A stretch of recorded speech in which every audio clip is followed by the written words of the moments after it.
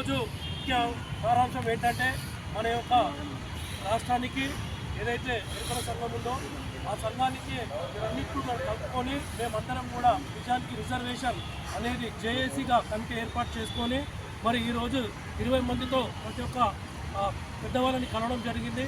ముఖ్యంగా మేము మన డాక్టర్ బిఆర్ అంబేద్కర్ ఏదైతే సచివాలయం ఉందో దానికి ఇచ్చేసి మరి రాబోయే కాలంలో మా రిజర్వేషన్ 1992లో మాకు 50 సీట్లు ఉన్నప్పుడు 2 సీట్లు ఇవ్వడం జరిగింది, 100 సీట్లు ఉన్నప్పుడు 2 సీట్లు ఇవ్వడం జరిగింది. కాబట్టి మా అక్కడే 300 సీట్లు చేసినందుకు మా యొక్క ఆలోచన, మా విధి విధానాలు రాబోయే కాలంలో ఎరుకల జాతిని గుర్తించి మరియు మా యొక్క సీట్ల రిజర్వేషన్ ఇంకా పైకి పెంచాలని యాస్పైర్ రేషియోగా మాకు 19 సీట్లు రావాలని మా యొక్క మనవి. ఇది అందరికీ కూడా ఏదైతే స్టేట్ గవర్నమెంట్ సెంట్రల్ సీఎం దాకా కూడా మేము పోయే అవకాశం ఉంటుంది.